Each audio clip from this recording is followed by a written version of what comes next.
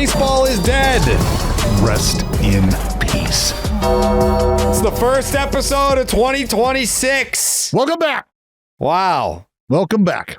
Yeah, I will not be accepting any Happy New Year's.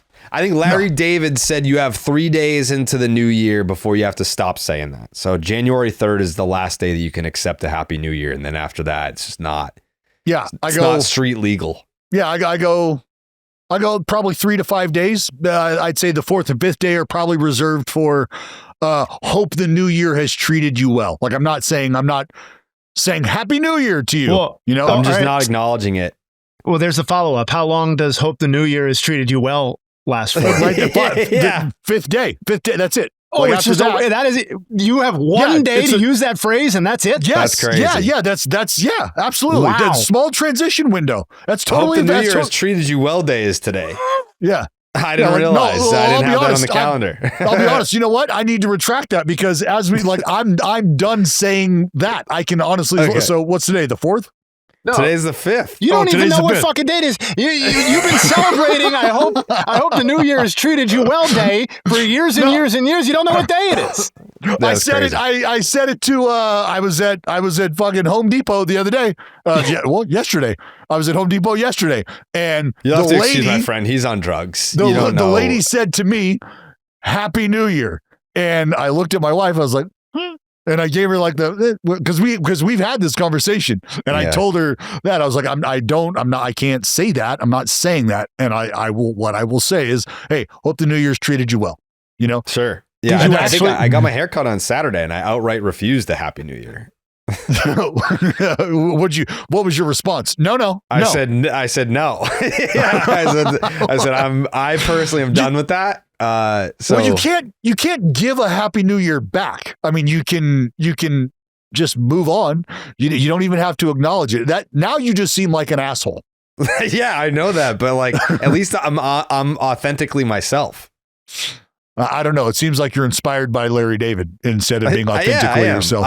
It's more just like, hey, like this guy's making a lot of sense. I want to adopt his philosophies. I mean, that's where I guess we can draw the line. But I'd like for you to, that's why I feel me being authentically myself is when I, hey, hello. Like, well, how about this? I saw I guess this was the day after New Year, so this was 2 days ago, or no? Well, it was. You have no fucking idea what day it is now or was during any of these stories. This interaction with the guy at Home Depot probably never happened. He was talking to a mop. I actually can't accept your Happy New Year, and it's not quite. I hope the New Year's treated you well day. So you and me will not be continuing this conversation. You know what? I told Jared this the other day. I saw just randomly, and Jared, we go back and look at the text. When what day that was? When I told you I was at the gym. We're gonna have to. I was at the gym. You know what? I'm so curious now. Yeah, we're gonna have to look at the documentation on this. I need to go back and look at it because I was at the gym and I get done with a set and I look up and lo and behold, it's my fucking strength conditioning coach from when I was a player. When I played for the A's. It's having a flashback is what we call our strength and conditioning. Like I was moving a fair amount of weight, Jay. So there were some stars involved. Friday night? What was it? Friday? Yeah, I think so. Yeah, it might have been. You know what? I don't even know. I'll be honest, I don't even know if it was it's one of 7 possible days. Could be any of them. But either way, 1 in 7 chance. That was my response. I was like, hey, hope the New Year's treated you well. And he might have been looking at me like, it's the 29th. So whatever. Maybe I deployed that a little earlier than I thought. I think you did. I'm so glad that Dallas did not embarrass us in front of Tyler Soderstrom when we did that interview and he kept this all together. Yeah. Tyler, Happy New Year. Hope the New Year has been good to you or whatever the fuck it is. Yeah. Hope the New Year has treated you well, Sody. Yeah. Good to have you. You know what? I'm doing an interview right after our podcast is done, and I am going to be saying that. I will say that, knowing Hope that the New Year's treated you well. Yes, hope the New Year's treated you guys well. Okay. Yeah. Yeah. Potentially. The Underdog Fantasy app is the easiest place to play fantasy sports. I actually watched a full NFL football game yesterday. Why? Yeah, I did. Why? Don't even get me started. I go ahead. Tell your story first. It's not really a story. I had nothing else really going on yesterday. Like it's been nice to just unplug and, put the mic down for a little bit. Also, Jay and I were sick. Like I went away to North Conway. I got sick the day we left, was sick the entire time that we were there, came home and was sick for a couple more days. And now I'm back. But I low key, I like getting sick because it gives me an excuse to just fucking do nothing. Just lay on the couch, scroll TikTok, put on YouTube, whatever else. Because if not, I would have been like working out, like doing all this. Like it's just like I needed to just fuck off for a week. It was nice. It was nice being sick. So you got the vacation you wanted. Right. I really did. There you go. Yes. You're right. Make sure you sign up with the promo code Jared. That's JARED to get up to $1,000 in bonus cash and a special pick on Underdog. That's Underdog Fantasy promo code Jared. Yeah. I don't mind a little flu bug. Especially like if I was going to get sick, that was the perfect time to get sick. Like it's the holidays, fucking like, take some time off from the gym, take some time off from the podcast. Like we weren't recording episodes anyway, so I didn't have to I didn't do Monday because we were on vacation, but yeah, we only did the one episode that week. So Jay and I did it. If you could just place I don't know about a 6-day window of being sick, I fucking nailed it. I mean, if you're into being sick, I guess. I was sick to my stomach watching the fucking Dallas Cowboys. I was enraged. They make the playoffs? Absolutely. Fuck your face. I said, no, absolutely not. Oh. They're put it like this. They're like one loss behind a team that will be hosting a fucking playoff game. Yeah. Dare I say. But I said, you know what? It's the end of the year. It's the last game of the season. Dak could very well put up a game where he is the passing leader for the season. He'll lead the league in passing. First time that a Cowboys quarterback could potentially do that. So you know what? I'm in. I am in. So you just like the individual accomplishments? There is absolutely there is no other reason for the last 3 decades to watch the Dallas Cowboys yesterday other than that. You could just not be a Dallas Cowboys fan. Like you're not from there. I couldn't do that. Well, what am I? I'm changing my allegiance at 42 years old? No, I can't do that. No, I'm in it to win it. Nice. And then I watched Dak Prescott put up a whatever first half, but sure, put himself in position. He was for about 10 minutes the not all time, but the passing leader in the NFL. And then they roll out the second half, and he's fucking benched. And they're just not playing. Tough. Playing in the second half. And you got Daryl Johnston. You got Moose.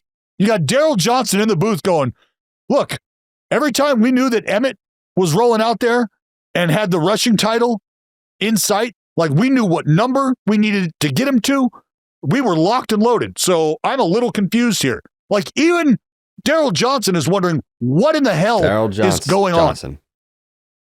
DJ, that's what I call him. I was just sick to my stomach, so I instantly shifted gears and watched probably my all-time favorite movie, Blood In, Blood Out.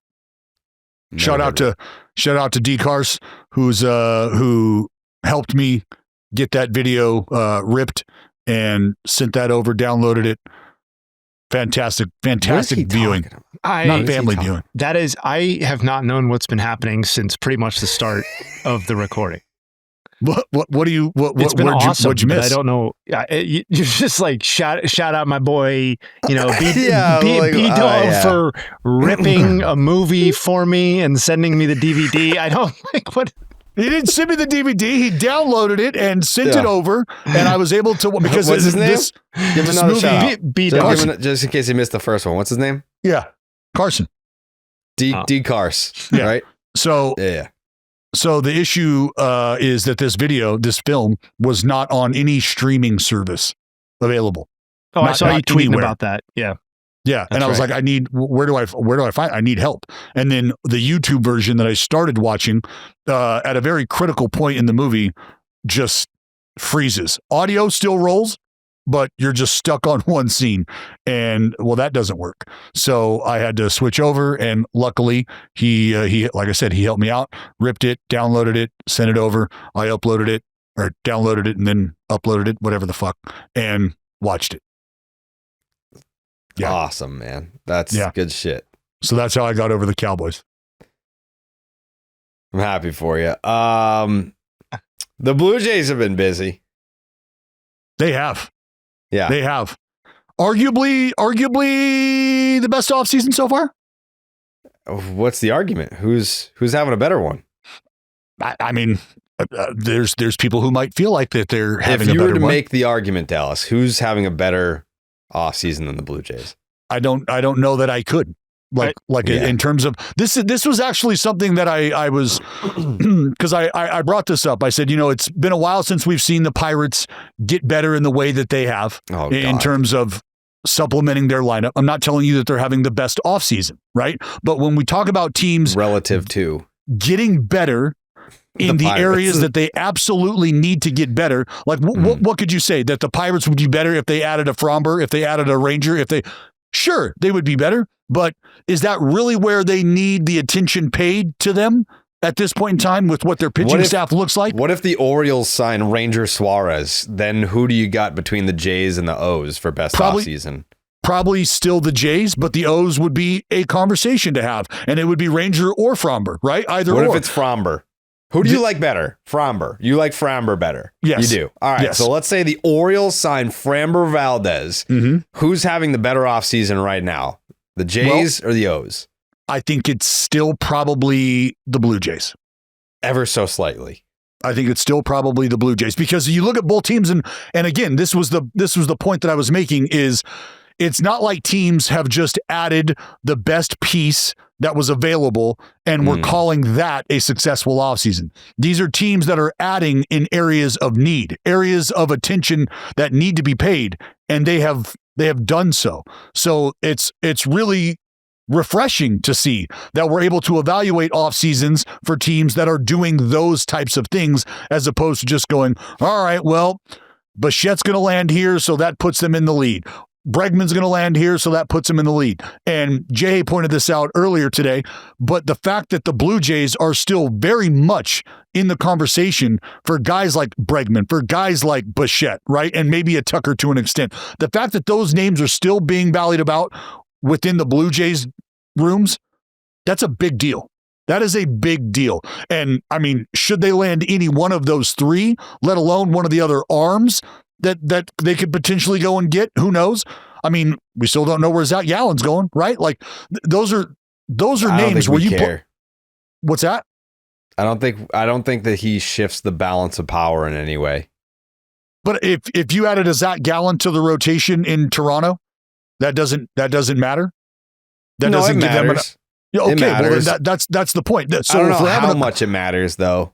But it matters enough to where if they added Zach Gallen and the Orioles added a Fromber or Ranger, you're probably that much further away from placing the Orioles ahead of the Blue Jays in terms of who's had the Orioles didn't the better end up with offseason. Imai, by the way. Well, and that's I think one of the bigger conversations that people are having, right? Is this looks like a deal that anybody could have made?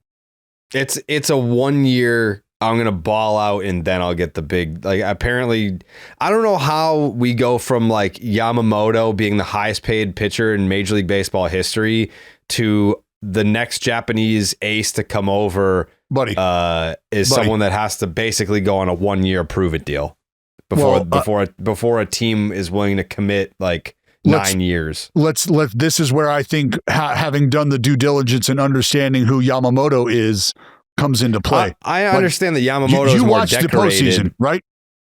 Yeah, I understand that he's more decorated, but like Imai is an ace in Japan. So it's like we can't do better than 3 years with opt-outs after every year. Well, I mean, that's just part of, I think, the representation, saying this is what we want. This is how we're going to enter the fray here, is we know what we think he's capable of. So if you're willing to meet our contractual demands or contractual expectations, fantastic. That means you get to play in the pool with us. And out of the teams who might have been willing to jump in that pool with Imai, this is where he chose. This is where he ends up landing. And it's because maybe I like the fit. I just didn't see it coming.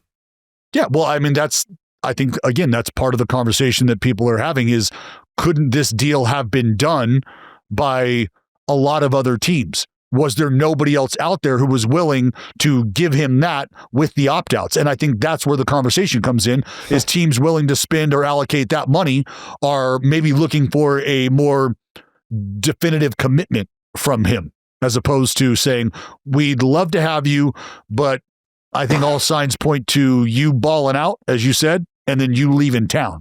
And now we're going to be stuck with having to, because the decision is what? Okay, we make the offer, make the QO, and then we get a pick and blah, blah, blah, blah, blah. Like, just how do you want that to go? And I think teams are opting for, I want to know what we're going to have over the next 3 years. I want to be able to plan this out. So whether it's a 3-year, 5-year piece, whatever it was. It's a 1-year piece. And I mean, this dude has been open about like, I don't want to join the Dodgers. I want to fucking beat the Dodgers. And how motivating was it to watch what Yamamoto did in the playoffs, where it's like he's either throwing complete games or he's warming up in the bullpen to come out of the pen in extras like the next night, like several different times during the whole run.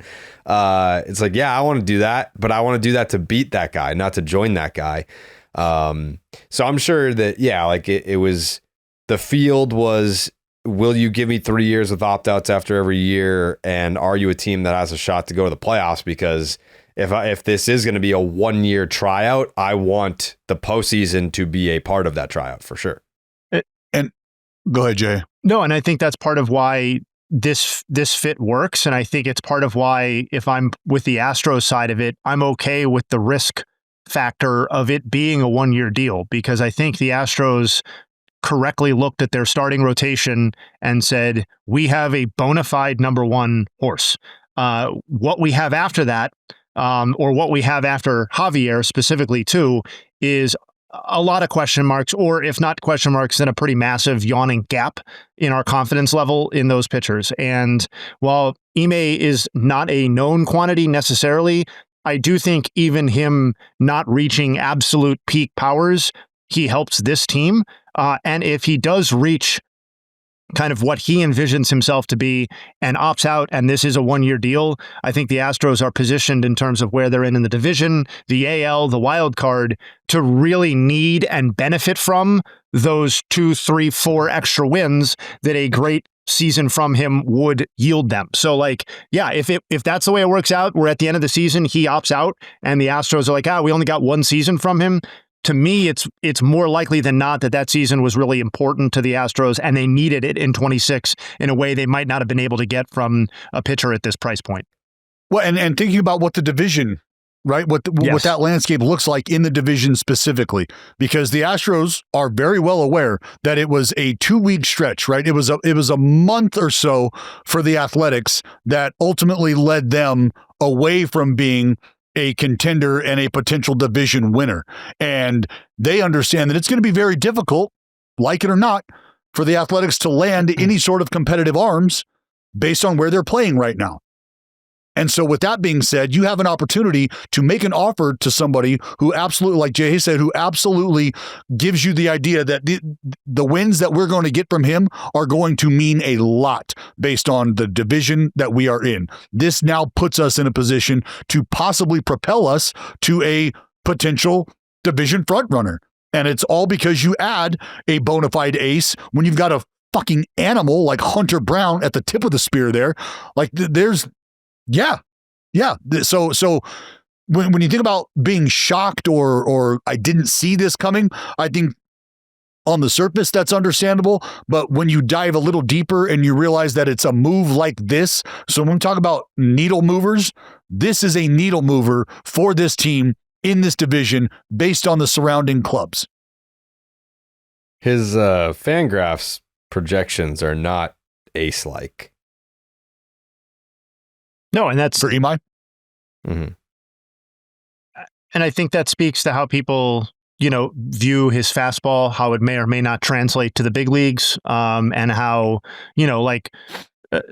yes, he's an ace over in Japan, but the nuances of why he is an ace over there, do they translate to being over here? Is he going to become, did he actually get his command under control, so to speak, or is he going to be prone to be a little walk heavy over here? And so if he's got a hittable fastball and a little bit of a walk issue, now you're starting to see maybe why a team was hesitant. And it's always possible, these things are imperfect, and maybe there are lots of reasons to think that he may, that even if his fastball appears to be something of an issue at start, that it could be corrected. But yeah, I think, clearly the industry was just wrong, or at least the industry as it relates to the media side of things was just wrong on predicting this guy's market, because The Athletic, I think MLB Trade Rumors or someone had him at 150 million. I believe The Athletic's projection had him at $190 million.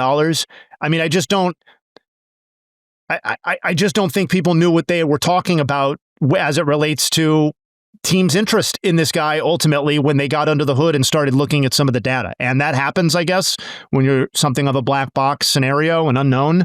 But yeah, a pretty yawning gap between what people said he was going to get and what he ended up getting. And I think something else too, when you look at pitch profile, right? This is a guy who does not have the traditional slider that behaves like you typically see in the big leagues. Well, no, it is. And this is, and what's kind of fun about this, from my perspective, is my entire life, my entire career, pitchers' entire careers, we've always kind of laughed and joked about, man, if you could bottle that up, if you could throw that one on command, knowing I want to throw a backup slider here because he knows the slider's coming and he knows where to look for that. But if I could throw this where it moves the other way, what kind of funky swing am I going to get? I'm not looking to dial that up every time. What? Are you okay? I'm fine. I don't know if Dallas is okay, but go ahead. What? Yeah, I'm fine. What? All right, I'm just asking. Yeah. So when you're looking at that from a team perspective, from an evaluation perspective, what am I getting? What is going to be the reaction to this pitch, and what does the command look like of this pitch? And from there, what I do like, and I think what everybody else likes to an extent, is fastball split combo, right? We see how successful that can be. And so if you got a fastball that you can carry, and if you got a fastball that you can command at the bottom of the zone that still has some life on it, and then you drop that split in after, well, now we're talking about deception. But if that's your combo, 1-2, and you're not really sure what that other one offers, well, you might get some folks to back off. So what's the deal with this fastball then? Because I've heard nothing but, I guess, complimentary words about the fastball, and the downside was the slider. But Jay, hey, you said you don't know if the fastball is going to play at the big league level. What's wrong with it? Is it a velocity thing? It's a couple of things I would say. And this is, listen, I'm not an expert on this, so I'm going to be largely telling you the stuff that I've read and then watched on my own. But yeah, part of it, part of it is that it's not absolutely elite velocity. It isn't terrible. It's not 90 to 92, but he's not running it up into the upper 90s, generally speaking. And that so hold on, I'm trying to find the info here that I had written down. 1 second. Well, the other thing, like you said, the other thing is command. Right. Yeah. So command of the fastball. Right. So he had that is improved year over year from him, but there are like reasons to think that was not necessarily about him actually being able to command the fastball more as it was getting swings and misses out of the zone with it more. So, whether that sort of chase element will translate from over there to over here is, I'm not sure, something that people are totally confident in. It's interesting. I mean, the projections are what they are. It's about like a 3.25 or a 4.25 ERA is what Fangraphs has him projected to be at. Yeah, I don't know. I know Dallas kind of balked when I compared him to Yamamoto. Like, I wasn't comparing him to Yamamoto in the same sense that Scott Boras was. Like Scott Boras was saying what like before coming over to the United States, what did Yamamoto do that Tatsuya Imai hasn't done? And it's like, well, I think that at the end of the day, like, teams are telling you that the comparison is not there. Yeah, I mean, that's Yamamoto's an animal, completely different animal. And just to go back to the fastball thing for a second, like one of the broader questions for pitchers who have come over has been, if you are using your breaking balls to get such a high percentage of your swings and misses, if batters know that that's part of the attack and are able to lay off those pitches, are you then still able to generate the necessary threshold of swings and misses with the fastball when you are forced to use that pitch? And Yamamoto is an instance, Dallas, either of you correct me if I'm wrong, but Yamamoto is an instance where, yes, we know he throws the splitter a lot. We know he throws his breaking pitches a lot, but when he has to go to the fastball, he has shown that he is able to get it by people, throw it 4 strikes, and have effectiveness with it. And if we all remember at the very beginning, that was actually a very open question. Like when you were watching Yamamoto pitch, I remember his first couple starts, you could pull the tape, like his fastball was getting hit when he first came over here, and that ended up eventually not being the case. I think that's really what we're talking about with the Imai thing is, if he's using the similar approach, but his fastball isn't at the exact same cut of quality that Yamamoto's is, what does that look like? And is there a cascading effect on his ability to succeed off of those other pitches if people are teeing up on the fastball or keying in on it?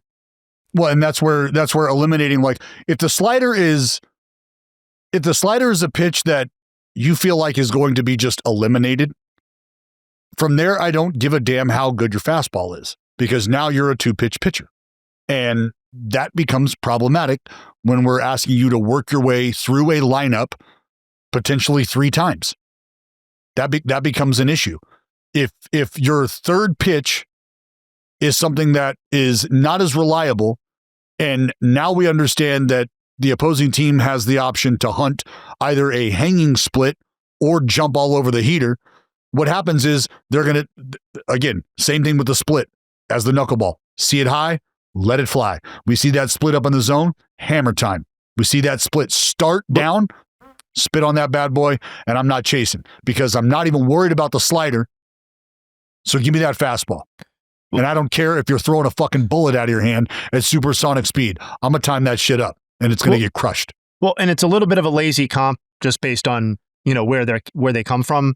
But, one of the concerns with Imanaga and why his deal, part of one of the reasons why his deal was not a record-setting contract in the way that Yamamoto's was, is because people had concerns about the fastball, and specifically if he was going to pitch with an elevated fastball, what that would look like if it might be a certain level of velocity in Japan relative to league average, but is a different animal over here. And what ended up really kind of happening with Imanaga, as we all know, is that he really became incredibly home run prone, particularly with the fastball. And Imai is I don't know the exact breakdown of his pitch chart, but he's a guy who uses the elevated fastball to generate swings and misses and chases out of the zone. And what does that look like at the major league level when 95 to 97 looks a certain way to major league batters? We mentioned the Blue Jays earlier, but Okamoto goes to the Toronto Blue Jays on a $60 million 3-year piece. And yeah, I mean, my original take on it was, well, that frees up a suitor for Alex Bregman. Love that. But then it came out later that they're going to use him basically as a super utility. So it doesn't take them out of the Kyle Tucker sweepstakes. It doesn't take them out of the Alex Bregman sweepstakes, Bo Bichette return. I mean, they're spending an ungodly amount of money, and they should. I think I've been saying this for fucking ever, that like people did not realize how much money the Blue Jays ownership has and their ability to spend. They just never did, besides Vernon Wells. Rogers, baby. Yeah, like now they are flexing their financial freedom. We're seeing that. So even after adding Okamoto, you now still have the potential for a Kyle Tucker signing. We can talk about that because it's very odd. His market's odd. But yeah, a Bo Bichette reunion has not been ruled out, and they're still interested in Alex Bregman, which in addition to Alex Bregman, kind of like a side note there was the report from, what was it, Buster Olney, that the Red Sox made an aggressive offer on Alex Bregman. It's been days since that report. So it's like, how aggressive could it possibly be if he's still sitting out there? Yeah, I mean, I understand it. And it's supposed to be the team that he wants to come back to, and like it's whatever, there's mutual interest. If the offer was so aggressive, why is he still out there? That's my question. Well, yeah, I mean, maybe the aggressive is just being thrown around when it shouldn't be. Maybe it wasn't that aggressive. Maybe it might have been aggressive based on the behavior we've seen recently from the Red Sox. Maybe that's why it's aggressive, but maybe it's really just kind of par for the course. Maybe, well, I'll start referring to these kind of offers and this kind of interest from the Red Sox, Jared, as elevator offers. And you know what I mean when I say elevator offers. And I know you don't like the sound of that, but I think that's the best way to categorize it, my man. I'm probably emotionally detached from it, honestly. Yeah, I bet you I am, because I think if Bregman doesn't come back, then it's like, all right, then Bo. Like, it's not like there's shit out of luck if Bregman doesn't come back. But I mean, that's really, you're painting a world where Bregman is going to the Blue Jays, which means Bo is not going to be there, and he just kind of falls in your lap, right? That's the picture you're painting for yourself. That's why you're not emotionally attached, because you feel like, well, one or the other I'm going to be happy with. I mean, that's a wonderful way to cope, and I appreciate that. I'm not coping it. I think that's the reality of the situation. No, you disagree, Jay? I mean, it's got to be coped to a degree, because if in this scenario, the other dude is going to the division rival who is a better team on paper than the Red Sox are right now. So like that alone is like a Pyrrhic victory. You're like, oh, we got the guy, but it's because the other guy went to this other team to make them better. I'm not handing Alex Bregman to the Blue Jays. We never wanted Bregman. We got Bo. If you get one of those two, then and we're just putting aside that the other guy will go somewhere, then I think you're totally fine to be detached and happy with that outcome. That's where I'm at, because I think if you get Sonny Gray, if you get Sonny Gray, Wilson Contreras, Oviedo, and one of Bichette or Bregman, I think that has to be considered a pretty successful offseason. Sure. Maybe very successful. Depending on what your spectrum is or expectations. I think that would be a very successful offseason for the Red Sox. I do. And I think that's consistent with what I've said about the Pirates. No, what? What are you talking about? I'm talking shit right now, Jay. Is what I'm doing. All right. No, they would be on a different tier as far as I'm concerned for success. No, I'm just talking about getting better, right? Okay, they've gotten better. Have they had the best offseason? No, but per their needs, they've gotten better. Yeah, I think that would be a closer approximation to what Red Sox fans were led to believe would happen than what Pirates fans were led to believe would happen for them. I think it's basically impossible for me right now to see how the Pirates can close the gap between what they said was going to happen and what has actually happened, particularly when, as it was noted accurately since the last time we've podcasted, and that I neglected to bring up when you were, having your party about the Red Sox signing Ryan O'Hearn, was that they have basically reinvested. Wait, what? The Pirates. What did I say? The Red Sox. I'm sorry. when Dallas was having his party about the Pirates signing Ryan O'Hearn, that what wasn't noted by me, oversight, was that they have basically just reinvested the cost savings from the roster decisions on Bednar and Cabrian Hayes last season during it into the current roster. So this idea that they have been spending at some exorbitant rate in the Lau and O'Hearn acquisitions is obviously fucking horseshit. What? How quickly we forget that we were in on Schwarber. Side note. No. I will literally never forget that. I'm never going to forget that we started this offseason being forced to listen to by reputable sources this idea that the fucking Pirates were really in on Kyle Schwarber. I never believed it. All of the listeners know I never believed it, and you can always count on me. It's real. It's real. It really was not. So it was real in the fake sense. Yep. You could try. You could try to ignore what I do want to get to with the Blue Jays and Okamoto is the idea that this is a power hitting super utility guy, if you will, right? And I don't know that we see that all the time. Like typically it's more somebody who's going to bring bat to ball skill to the table, because this is somebody who's going to offer you defensive viability in multiple places, and that guy's not always a 35 plus homer type threat. And I'm not telling you that Okamoto is going to hit 40 homers, 35, 40 homers, but I think they would love to see that. And I think them and he being willing to entertain him moving around does open up the possibility for either a reunion with Bichette or bringing Bregman in, knowing, hey, you come in, man, this spot here, we've got somebody to spell you in the meantime, should you need a breather, and we've got an idea of where we can move him around. I think it's just another intriguing move and an intriguing approach by the Blue Jays to try to do everything they can to get better. I think you can smell it, you can taste it, that the Blue Jays are like, not in fucking 2026. It's not going to happen. We're not going to have our entire season reduced to an inch and a half at home plate. We're not going to do that. That's not going to be how we go out. And I mean, if you're a Blue Jays fan, this has got to be the most excited you've been in a long, long time watching your team behave this way. Yeah. They've never behaved like this. It's not like they're returning to their old ways of spending a lot of money. It's like, no, like they've just never kind of behaved this way.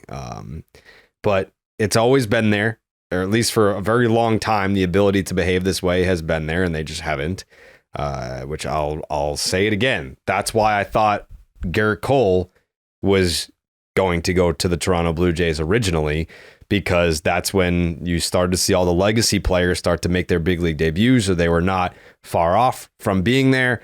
And it's like, all right, well, now's the time to spend. You've never acted this way, and now's the time to do it. They obviously didn't. They weren't even involved to my knowledge, but and you know what makes this offseason even, and what makes it more intriguing, in my opinion, is what happens when Santander shows up, if he shows up and performs to what they expect him to be able to do. What happens then? Now, because that's a dude. Hey, you guys interested in a switch hitting 40 plus homer DH? Like that, what? He's immediately shopped. Like that's I mean, that changes things. That changes things. Jay, thoughts? I love it. I mean, it's easy to just love the team that keeps adding all of the players. That's, we'll see what it looks like. Yeah, it's cool. Everybody likes that shit. But like, I think based on the stuff that I've read and seen from evaluators that I trust, I think it's more likely than not that Okamoto hits at a level that exceeds this contract, as opposed to underachieves in this contract. I think particularly when we've praised the Dodgers in the past for constructing a roster that had lots of pieces that can fit in lots of different places. And, they're not reinventing the wheel here, but I think this team the Blue Jays have given themselves a lot of flexibility as it relates to who can play where on a given day. They are coming off a very, very long season Obviously, they played them. They played to Game 7 of the World Series. So while I don't think it's a 1-to-1 translation that they are going to be tired coming into the 2026 season, I think building roster depth, it probably makes a lot of sense for them. I also think it allows them to not overexpose a lot of players who we have very fond memories of from what their contributions were in 2025, maybe in the postseason specifically, but who, when you look at the larger sample of play, maybe aren't exactly at that level or can't be counted on to that level. Somebody like Ernie Clement is a guy who comes to mind there, where all-time postseason, maybe we shouldn't be counting on a 900 OPS in the 2026 regular season. And I think it also builds in, I think I'm on record on this podcast earlier in the offseason saying that I don't think it's a glaring concern, but I think them adding to this offense was something that I wanted to see personally, because I think there are some names here, and the number one name is George Springer, where there's basically no way that you can expect a repeat of what you got last season. And he was, again, their best offensive player last year. And if we're talking about like basically a locked and guaranteed regression, to what degree we'll see from the guy who was your best fucking hitter last year, then I think having a mind to supplement that offense in whatever way works within the course of your offseason makes a lot of sense. And Dallas brought up Santander. Like that is one way I think that they can build in some positive regression in terms of their expectations. But I think somebody signing like Okamoto to play a super utility role is another way. And I'm pretty optimistic on how he's going to hit. Okay. I'm curious to see how he hits, just because there's been several examples of his hitting profile to make it to the big leagues from Japan, and it's a mixed bag of results. So I don't know. Like, I can't sit here and say with conviction how I think he's going to pan out. And even if it doesn't pan out in year one, that doesn't mean that he's going to be a disaster. I mean, like, there is an adjustment, and we just have to wait and see on that. Well, and in contrast to Murakami too, like, I'm not going to be a hypocrite and say like, I we talked about the concerns against velocity or whatever pitch that takes for Murakami, and how that's a little bit unfair because he's competing in the environment that he's competing in, and that he's going to see what he's going to see. But like the very small sample for Okamoto says that we can have optimism on him handling that sort of velocity. And so while you don't want to put too much stock into it, what we do know about his ability to translate is at least starting off on a more positive footing, it would seem. Yeah. Let's talk about Mack Weldon. We give up comfort every day. Don't let style be another reason. Mack Weldon's Ace collection makes it effortless to put a look together while feeling truly comfortable. Their new Ace line, inspired by their best-selling sweatpants, combines everyday comfort with long-lasting and confident looks. Upgrade your collection for the new year with new bomber jackets. I love me a bomber jacket. Half zips, sweats, crew necks, and more at MackWeldon.com, and get 20% off your first order of $125 or more with the promo code Jared. That's JARED. Yeah, I'm going to have to hit them up for some bomber jackets. I do have the sweats, very comfortable. I do have the crew necks, very comfortable. But the bomber jackets, we're going to have to see what the inventory looks like, and I'm going to have to raid that, if we're being honest. Mack Weldon balances classic pieces with updated details to keep you looking sharp. Not flashy, just classic, always in style, and made from the world's most comfortable performance materials. Easy to style, and their versatile looks so that you don't have to think about it. Mack Weldon is effortless by design. Crazy comfortable, but elevated sweatpants, shorts. Oh, by the way, Dallas, I was wearing the shorts in North Conway. Got some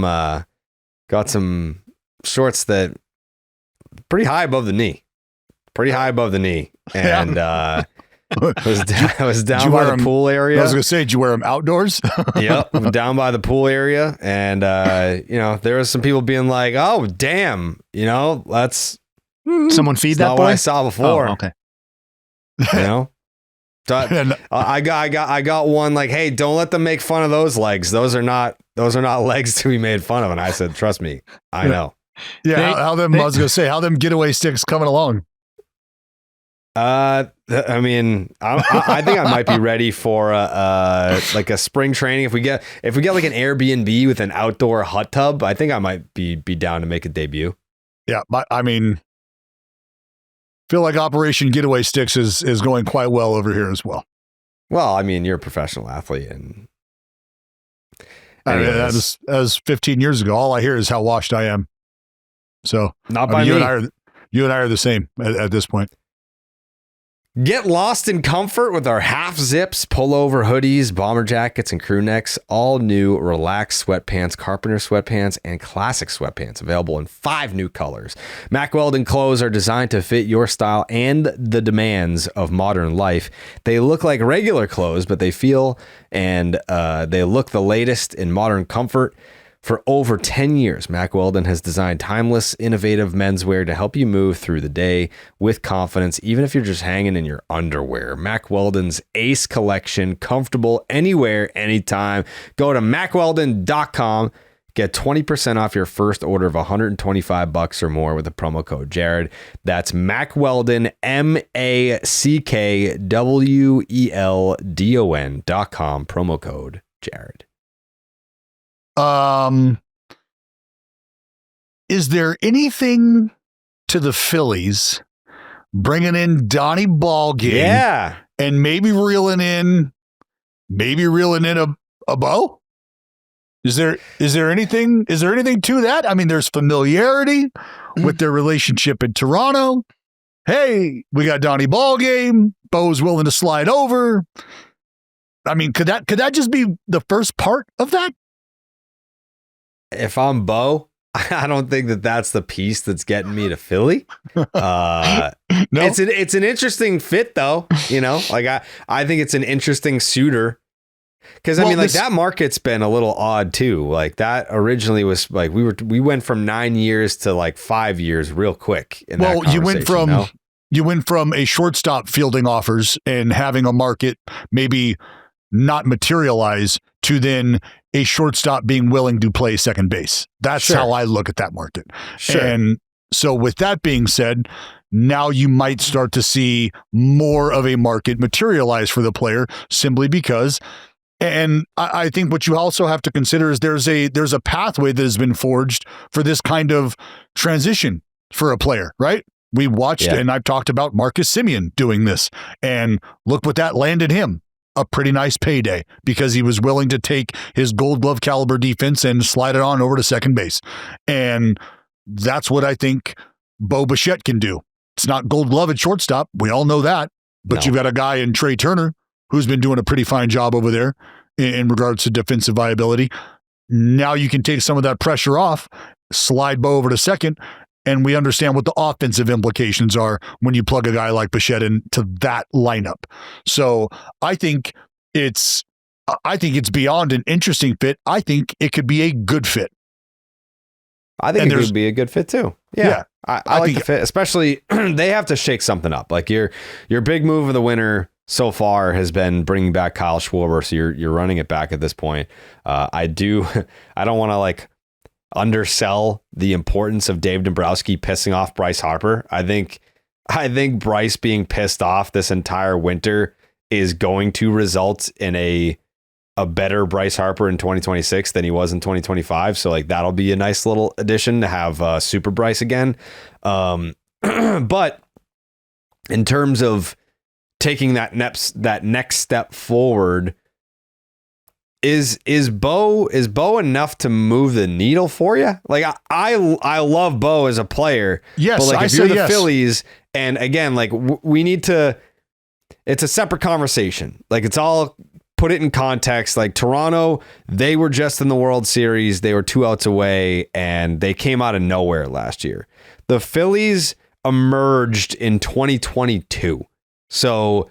Like we're at the end of the line, if not already there, where it's like, all right, well, the move to me, or moves plural, they either have to be compounding drastic or one big drastic move to where you need to replenish or exceed. And they haven't done that yet. Jared, the Phillies won the second most games in baseball last year. They were better than the second place team in their division by 13 games, if I'm correct. And you plug a offensive profile like Bichette into that lineup. Yeah, I like it. I mean, where's the threat in that division coming from?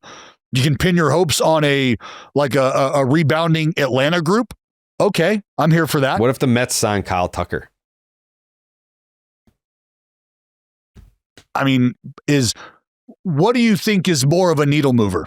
What do you think is more of an impact? Bichette going to Philly or Tucker going to New York?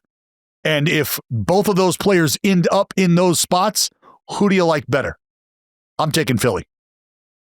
I like where the Phillies are at clearly much more than where the Mets are at. Like the Mets are like a hard reset, but I think if you add another kind of like franchise cornerstone to go along with Lindor and Soto, like Lindor, Soto, Tucker is fucking that. Like what a trio.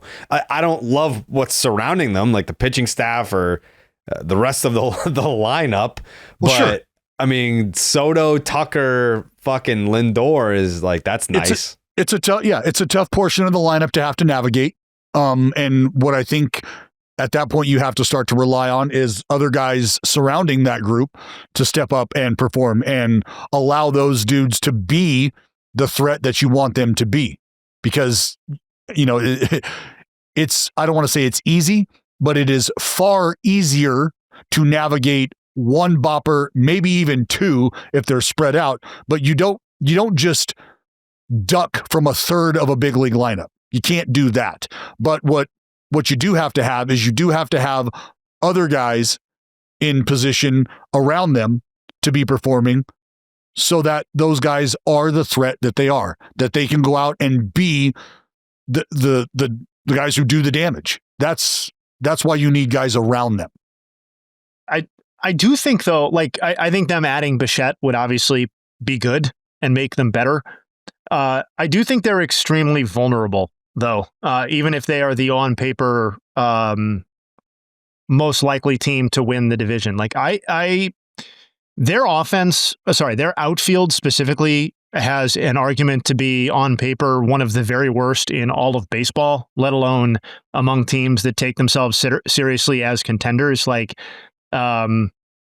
Adolis is, he's certainly a name, but Adolis Garcia, Brandon Marsh, the ascendance of Justin Crawford and/or, Otto Kemp, like it's kind of an ugly picture there as far as the outfield goes. And like the pitching staff, for as dominant as it has been and was last season, they have the most important piece, which is the most important two pieces. But after that, I do have a lot of questions in the rotation. Like I think everybody from Nola, Walker, and Painter on is just a straight up question mark right now because I just don't know that you can rely on Aaron Nola to the degree that you have. And I know that like the Phillies don't care about this, and I'm not sure that they really should, given how much they have invested in the present.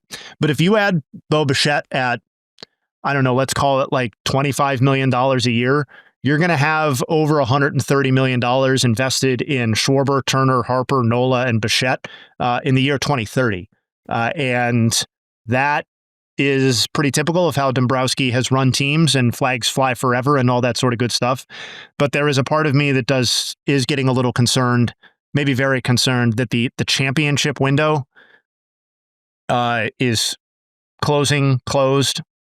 One of those things on the Phillies, even if I can't identify a team in the division that is ready to take it from them. Yeah, I mean, I can see how down the road things get a little dicey. I'm I mean, are you not concerned about that offense in 2026? You're really not on any level? Oh, that's fine. I can be on an island there, but I am. Yeah, because I see an offense that you could maybe argue like 5 of the 9 people, maybe 6, are not very good for the positions that they play.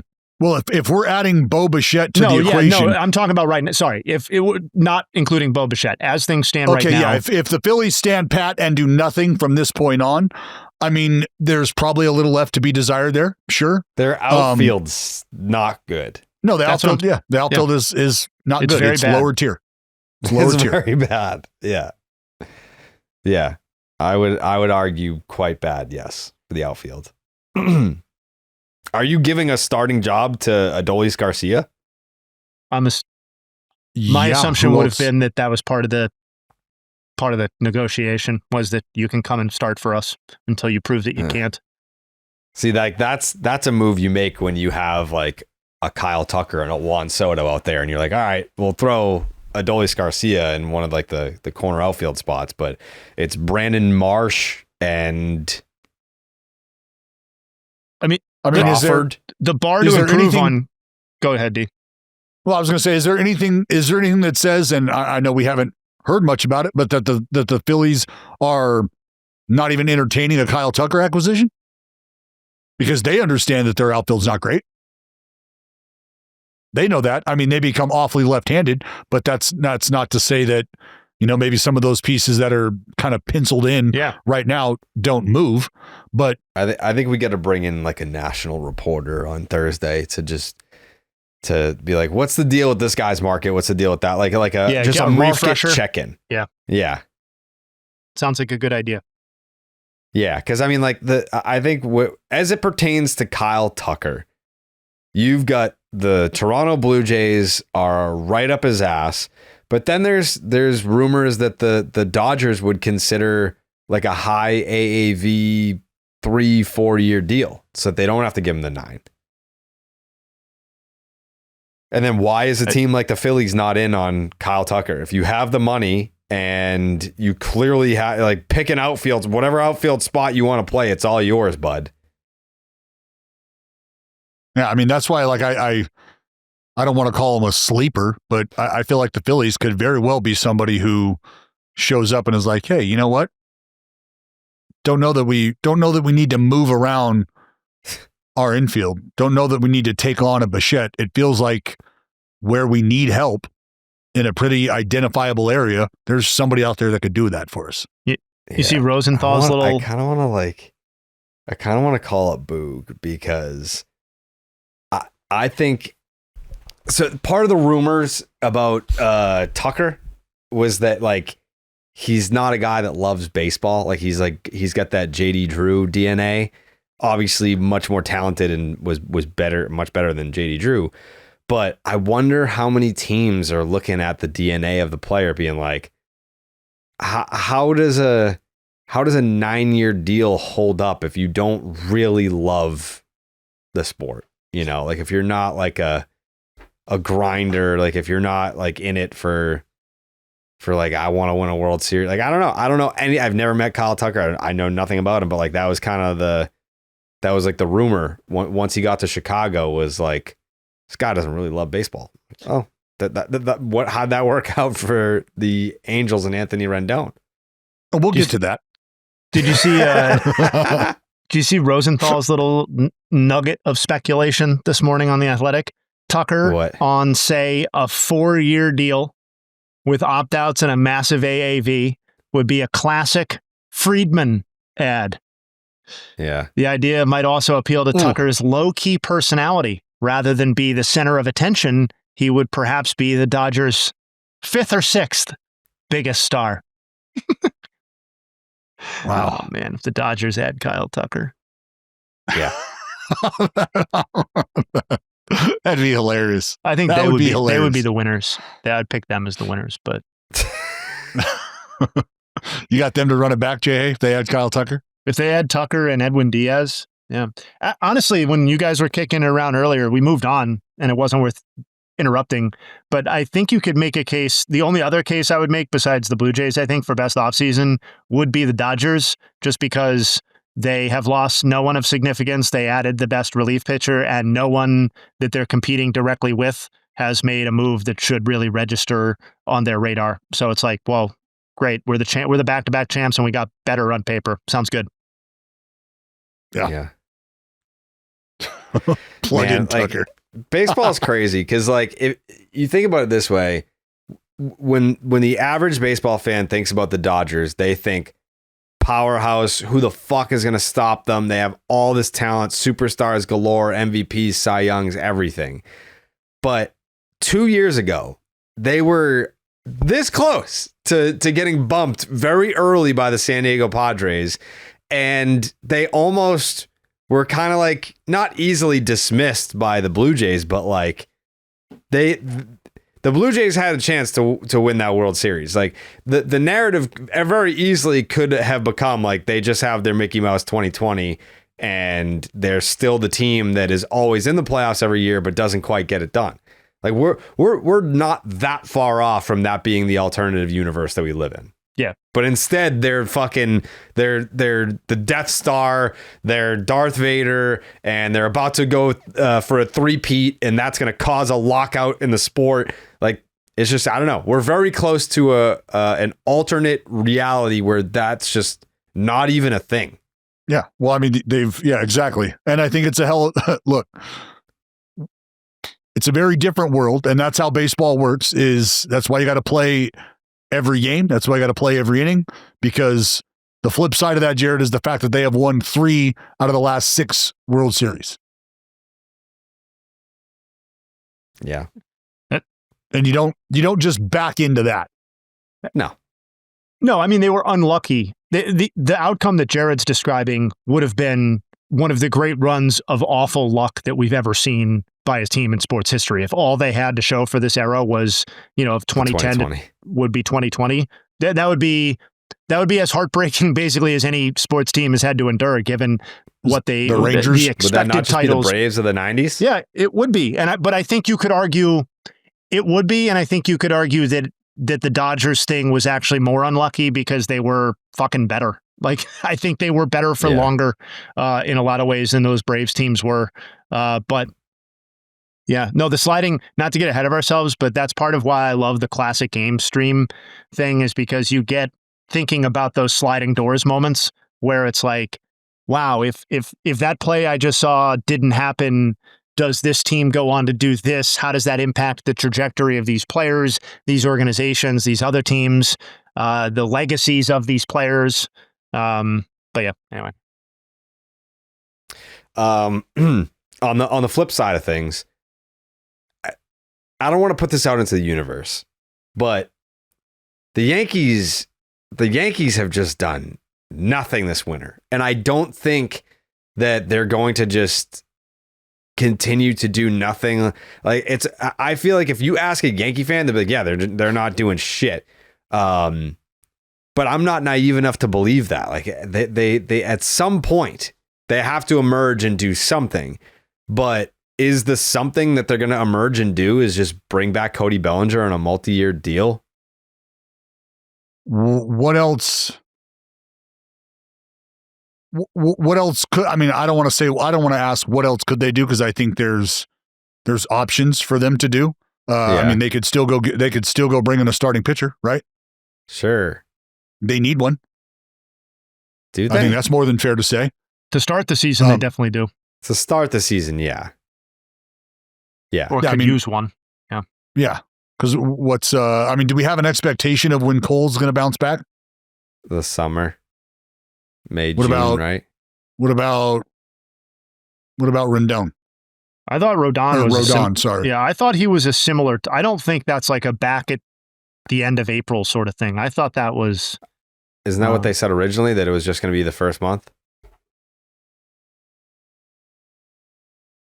But I mean, even then, I'm looking at it. Is it a hit? Like, I don't know that either one of those are hit the ground running. Here you go. Like, reins are off. Yeah, I don't know. It doesn't look like there's a report within the last 3 weeks, so I guess we'll wait on that one. But I mean, if Bo Bichette is willing to play second base, Bo Bichette can't play second base in Yankee Stadium. Didn't they bring back who's playing second now? Jazz. Rosario? Jazz.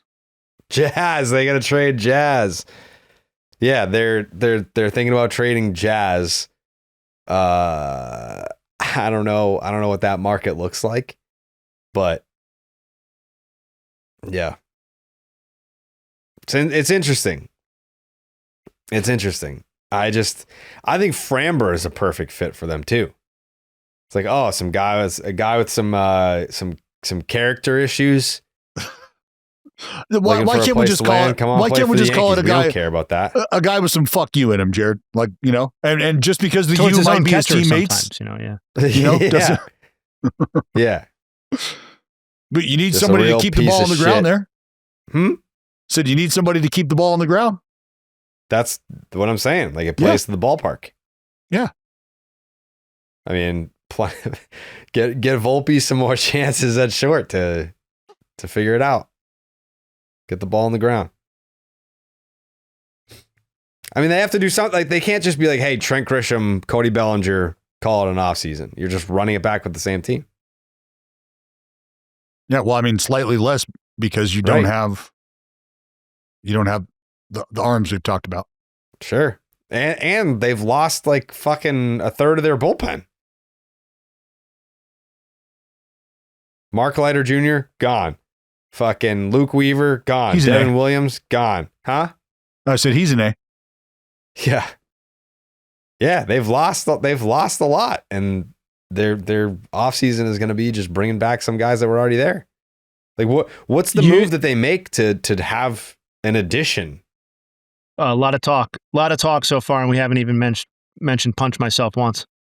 Like, that doesn't fucking move. Like, that doesn't fucking move the needle. A lot about the Mets. He what? He's been yapping a lot about the Mets. He said, I mean, yapping a lot, or did he answer one question? He answered one question. I mean, a lot of yapping from Punch Myself. Yeah. He should have known that he was going to open up a can of worms. Anytime you talk about either team, but the fact that he compared the two teams, whew, yeah. Well, compare the clubhouse of the Yankees and the Mets, saying it just wasn't the same in the Mets clubhouse without Jose Iglesias and JD Martinez, which... Look, is it not...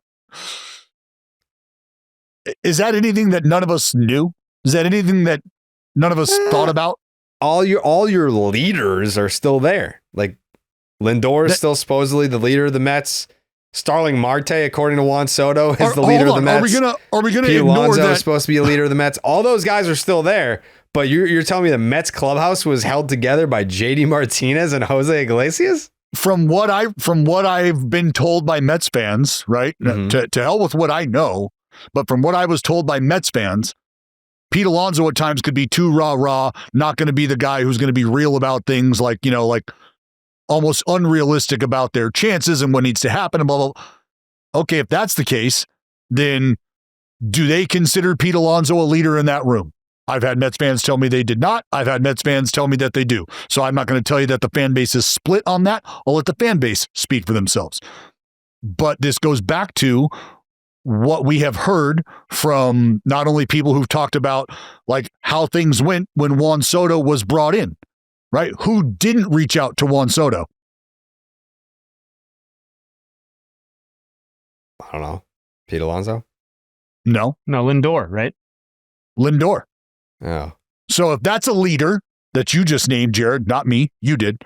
If that's a leader, and then you named that's coming Soto, from Clem, right? When we had Clem on, we had this discussion. Who's the leader of the Mets between Soto, Pete, and Lindor? I believe. Didn't he say Lindor? So if Lindor is a leader in that room, again, this is me just talking. If Lindor is a leader in that room, and he does not reach out to the highest paid player in the game, and he's like, nah, not so warm and welcoming. You can categorize what sort of leadership that is on your own, but maybe from an outsider's perspective, you would like to have your leader welcoming a generational talent to some extent into the room, right? Yeah. So if that's not happening, that might be I don't want to call it cause for concern, but that might be an opportunity to raise eyebrows a little, like, how come that didn't happen? Or maybe they did and we just didn't hear about it. I'm sure that would be the case that Mets fans would love to have be the case. Yeah. But if you're not getting that, and you have somebody who, like Paul Blackburn, coming from where he's come from, seeing leadership at what I'll call the highest level in guys like Marcus Semien, and he's experienced what it's like to have a group brought together, and he knows what it's like to be a part of a group pulling in one direction. And then he joins the New York Yankees, who has somebody like Aaron Judge at the tip of the spear, who is widely known and widely regarded. I mean, that's the captain of the New York Yankees. Yeah. You don't just get that title. Like, you have to earn that. And he does a fantastic job of making sure that everybody in that room, however long you've been there, however brief your stint is, that you feel like you were born in pinstripes. That's what a leader does. So there's different ways to lead. There's different types of leadership. But for Paul Blackburn, coming from a place where he's seen what real leadership looks like, and then maybe has gone to a place where that didn't exist to the extent that he's familiar with, and then shows back up in a place where he's like, oh shit, yeah, I remember. This is what leadership looks like. This is what my experience was in this place. This is what I'm experiencing now. And I can tell you what I didn't experience in a stop along the way. So it's not talking shit. It's not running his mouth. He's just answering questions. And I'll always return to a teammate of Francisco Lindor's, reminding fans that when they crushed him about his opinions on Lindor, he reminded fans once this stuff started to bubble up with the McNeil stuff, hey, just want to remind you, I kind of hinted at the fact that things might not have gone as well as they could have because there were guys a part of the equation that were kind of on their own program and not necessarily leading to an extent that you'd like to see him. So you mentioning Aaron Judge and his leadership jogged a memory of, I don't know if you guys remember when Judge had to kind of like check Marcus Stroman in the dugout and be like, that's not what we do here. That's not how we do it over here. And Stroman was DFA'd, released, whatever. And I remember the podcast after we had the discussion of like, oh, is it going to be like a contender that tries to pick him up? Is it going to be, some team like the Pirates that picks him up and he just wants to get the innings under his belt, whatever? No team picked him up. And I haven't heard his name since. like obviously you've got guys like Lucas Giolito who just pitched a full season in 2025 and pitched quite well. And he's going out there doing interviews saying like, it's crickets for me. Like I'm hearing nothing. So if someone like that isn't fielding offers, I think it's pretty safe to say someone like Stroman that has caused problems in every clubhouse that he's been in pretty much. Is that fair to say? That didn't perform well, that got relegated to a bullpen role for a playoff team 2 years ago. I mean, do you think we'll see him in the big leagues ever again? Who, Stroman? Yeah. I mean, I got to believe that he's staying active. I got to believe that he's maintaining some sort of shape, right? Like, yeah, still playing catch. He's still throwing bullpens. I would like to believe. I always like to be optimistic because I never want to see guys have their opportunities cut short because of, whatever bad vibe might be attached to them. I'd always like to think that guys are going to be given an opportunity to show that that might not have been the case wholly. And maybe there's a certain amount of accountability that comes along with getting another opportunity. Like, hey, you know what? This is what I was going through at the time. This is where I was at mentally. Putting all that together, I probably wasn't the happiest I could have been. And you know what? Maybe that did come out in ways that I'm not terribly excited about. But I've kind of learned from that. And here's what I think I can offer. And I think being realistic about what you do have to offer is probably a big part of whether or not you're going to be receiving or fielding offers at all. Yeah, he hasn't even... He hasn't tweeted since April of 2025, which is very unlike him. He's very online. But yeah, off the grid. I don't know why. I just thought of him. Hope he's doing well, but do you? Yeah. Okay. I've been a very public defender of Stroman for a long time, and even when he kind of like didn't deserve that for me, still like took up for him. But yeah. Interesting. Anyways, Hims. When hair starts to thin, confidence can too.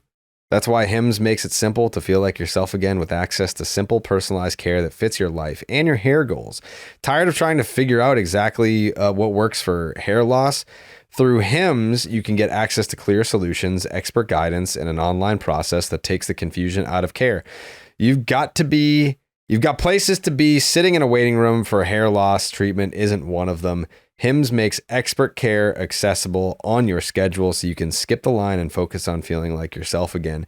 Hims offers convenience access to a range of prescription hair loss treatments with ingredients that work, like chews, oral medications, serums, and sprays. Doctor-trusted ingredients like finasteride and minoxidil can stop further hair loss and regrow hair in as little as 3 to 6 months. You shouldn't have to go out of your way to feel like yourself. Hims brings expert care straight to you with 100% online access to personalized treatment plans that put your goals first. No hidden fees, no surprise costs, just real personalized care on your schedule. Think of Hims as your digital front door that gets you back to your old self. With simple 100% online access to trusted treatments for real health concerns all in one place. For simple online access to personalized and affordable care for hair loss, ED, weight loss, and more, visit hims.com/BID. That's hims.com/BID for your free online visit. hims.com/BID. Are there any other news and notes? Because I had a question I wanted to ask you guys that was non-baseball related. Oh, I know Dallas wanted to talk about the Rendon restructure. We can do that in final thoughts. I'm not a big New Year's resolution guy, but do you have any this year? No. How about like career, like just a goal that you have for 2026 is more like, I'm not gonna be like, I'm gonna fucking smile more. Like, no, like what goals do you have in 2026 for the pod, for you as an individual in this industry? How's merch? BID merch? Is that a goal? Could that be a goal? That is too aspirational. You know what? Yeah. 2026 BID merch. We'll have it. I'll believe it when I wear it. Yep. Yeah. No. This dude is ready to fight my dad on FaceTime on Christmas because he was wearing a BID Christmas sweater. He's like, where the fuck you get that, motherfucker? It's like they're old. They're from like 2-3 years ago. But the new merch, it's gonna be great. Yeah, that's what I hear. That's what I've been hearing. I should that's say. What I hear. That's been the rumor. That has been the rumor. BID merch 2026. It's happening. The hand stitching. No, yeah, I mean, I could say that. Just thread it. Keep threading that. No, I mean, I had some, initially I had some expectations for Slab Lab. Had some good ideas, but yeah, I think like as far as the podcast is concerned, I think that we have some good ideas that if we are able to put those wheels in motion, will be great for us. Will be really good for us. And I think from a personal perspective, like from a broadcaster perspective, yeah, there's always things that I'm trying to refine, always things that I'm trying to touch up on and do a little differently. You know, I've talked a lot about trying to find the balance each and every year between how to communicate with the folks who are spending time with us watching a baseball game. And as baseball fans become more informed and start to seek information and different information, delivering that information in a contextual manner where they don't feel like they're being beat over the head with numbers and analytics that they may or may not really understand. You know, you always want to make sure that if folks are spending time with you, you're giving them what they deserve. Because they deserve to have the product delivered in a way that gets them excited about what they're watching, has them anticipate what they could be seeing, and each and every year that's a challenge, and it's a challenge that I love. And so I think it's just a matter of continuing to try to evolve as the game evolves, and as baseball fans become smarter and smarter and smarter and demand more and more and demand certain things, you just try to make sure that you're appeasing folks. Jay? Yeah, from a group perspective, I feel like in terms of the tools that we have, or the tent poles that we have at our disposal, I think on paper we're entering 2026 in the best position that we've ever been in. Like the podcast is just one quiver right now, it feels like, and between that and the comfort level that we've demonstrated with the streams and our ability to kind of utilize that for tentpole events and the number of tentpole, like I was just thinking about it while we were recording, we're 7 weeks or 8 weeks from the time that we went down to spring training last year. And that was a huge success for us. And, I think that type of stuff, if we can do it, we have learnings from previous seasons that I think would make our execution of those things better than they ever have been. And I'm excited about the streams specifically for 2026. I think between the Just the Nuts kind of weekly or multiple times a week stream for the games, the throwback stuff that we've done, enhancing the production value of that kind of stuff when we know kind of what's coming and can enhance it that way as well. I'm really excited. And then from a personal perspective, still work, of course, but I'm currently working on a research project that is new territory for me. It's still baseball, but it's digging in on one thing specifically, and it might be the only time I ever do it, but if that's the case, it's still really fucking cool to be working on, so that's awesome. And then I'd like to strengthen my core. I'm tired of having nagging back and lower leg or upper leg issues, particularly at my relatively young age. It's totally inexcusable, and things can be done about it.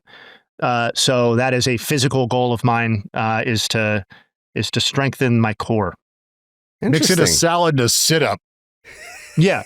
Well, my calorie intake is totally fine. We need more of the sit up side. Yeah. So that you just need to start operating in a deficit. You're going to trim down. So you just got to start operating in a caloric deficit. You'll trim down, and then you can strengthen. Yeah. Wait. No, I feel like you're caught up on this trimming down thing. You're talking to me. You're not making fun of Jared. It's me. I'm not fat. No, it's you could you're not either, buddy. You're not either, but you could be a skinny fat guy. Like I have a little bit of that. I have a little bit of that going, but mostly it's just that I don't have any muscle. Pretty much anywhere to be found on my body, and specifically my core. So we're going to work on that. But yeah, that's a goal. I like that. Thanks. I like that. I'd like to get to 50K subscribers on the YouTube channel by the end of the year. I think with a full year of streaming, we can do that. How many do we have now? Like half that. I think we can do that too. I think that's an extremely reasonable goal with what we have planned. Yeah. Like, I think now that we put our interviews separate on the YouTube, I think that's going to help a lot. Yeah, we have 23K on YouTube. I know people are watching it because I've been kind of talking shit to this dude on Instagram who ripped a clip off of our YouTube channel for Slab Lab and posted it, conversation with Jack Leiter. And I've been going at him. So people are watching it. There's no doubt that people are tuned in. It's good stuff. We just need to grow that audience. Yeah. Yeah. Say 50K on YouTube. I'm still dying to get to 500K on Twitter. Like, that's once I do that, I feel like I can just finally let go. Before that hellhole of a platform dies, I need to get to 500. Yeah. It does get worse and worse every day. Every day. Yeah. 500K on Twitter, 50K on YouTube, 200 pounds on the scale. And then Instagram, I don't fucking know. I feel like I'm not made for Instagram. Like, I'm not comfortable just like firing up a phone and talking into it. I feel like I could do it. I don't know. Maybe I got to come off private. My Instagram's private. And it's not because I don't want like people to see what I post on there. It's mainly because I hate when like people take stuff from my personal life and like post it on Reddit and like, hey, look at, he fucking loves his girlfriend. like I would say 99.9% of the content that I post on my Instagram is baseball or work related, but then they'll take that one piece of like personal life and then blast it everywhere. And I'm like, just let me live my life. That's why it's private. That's right. They'll get you talking about how much you love your girlfriend instead of how much you hate Tyler. Right. Yeah. Oh, that reminds me. My New Year's resolution this year is to stay as drama free as possible. That means no beefs with active players, retired players, with my own co-hosts. Just I'm going to make a valiant effort to stay drama free for an entire year. I'm not going to beef. 2027, it's fuck everybody, but 2026 is the year of peace. I'm not going to beef with either of you guys either. That's it. No more beefs. All right, I hope not. Yeah. Yeah. You know what? I do. I didn't even think about this. And for the folks who listen to us, and there's a lot of them who are also involved in the baseball card hobby or in the trading card hobby per se. One of the reasons, and I've had people reach out, one of the reasons that I kind of put on the back burner the stuff that I was doing with baseball cards is because logistically, I want to make sure that folks that come hang out with us and work with us are getting the product that I want to be able to deliver. And when I say that, I mean, and I know you guys aren't really privy to this, but there has just been some absolutely maddening occurrences in the hobby, and it's being exploited. There's little to no transparency. There's monopolization going on. There's a lot going on in the trading card world, and I have likened this to college sports, where there are so many players and coaches who find themselves in their version of the transfer portal year in and year out. There's no loyalty to a coach. There's no loyalty to a university. And that's from both perspectives. And I think because that it's really just a matter of almost like a cash grab of sorts, the idea of being respectable, the idea of being loyal and bringing a quality product day in and day out has taken a backseat to the bag grab. And that is something that I have been working on with my partner diligently on how to logistically overcome those issues. And it's about me traveling, because what I don't want to do is, if you guys were opening cards with us and I'm in New York, like, it's tough for me to hand your cards over to somebody I don't know and expect those cards to get to the place they need to be. I'm not going to put my name on that. I don't want to put you guys through that misery, the consumer through the misery. And because the next thing that happens is a week into this, I have to fire off a text or a DM or an email saying, hey man, sorry about it. Carrier X screwed up. Their driver ended up taking this, blah, blah, blah. You're not going to get your product. Here's what we can do. Like, that's just a terrible way to go about business. And I don't want to even start something like that ends up in that realm. So trust me, we are working very diligently on figuring out how to overcome those hurdles. We've also, just to give folks some insight, I've entertained hiring somebody to travel with me on the road so that they are there with me. When I open the cards, they go and take and do what they got to do, and we go from there. So there are wheels in motion to figure that out. But you have not been left. You have not been stranded. We just want to make sure you get what you deserve as a consumer. Jay, do you have any final thoughts? My final thought, can you spin the wheel for MVP Cy Young revisit so we can do that on Thursday? Yeah. Yeah, that'd pretty much be my final thought, I think. Yeah, not a fucking problem. You are going to be researching the Cy Young for which year? 52. It wasn't in. Been on a Cy Young kick lately. Cy Young, 1960. Cy Young. The 1960 Cy Young. Well, you know what? This allows us to really drill down because that was back when they gave out only one Cy Young. So it will be the Vern Law Cy Young for Dallas. Jared has very little interest in the 1960 Cy Young and Vern Law, but we will be breaking it down. or he doesn't want it. He doesn't want anything spoiled. That's what's happening.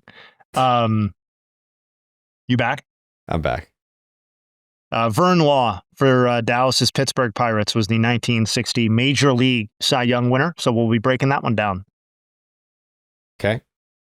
Dallas Braden, final thoughts? Anthony Rendon? Yeah, Anthony Rendon. I told you that the restructuring was going to be interesting. It's just a deferment. That's all it is. Rendon will be getting that bread. Every crumb of it. Every last penny. He just said, hey, you know what? You guys have given me a lot of money. I appreciate that. I will be taking all of that money, but by all means, take your time in giving me that money if that's going to help you move some things around and go get some help because I'm not showing up. Do what you got to do. But yeah, you know what the direct deposit is. Thanks for coming. Yeah. So, like I predicted, he getting the whole entire bag. Mm-hmm. Yeah. Jay, hey, you got any nugs? No, I don't. This team sucks so bad. What team? Angels. The Angels. Yeah. Jesus Christ. Yeah. It's not great. Yeah, let's flag down a national reporter for Thursday. I want to check in on some markets.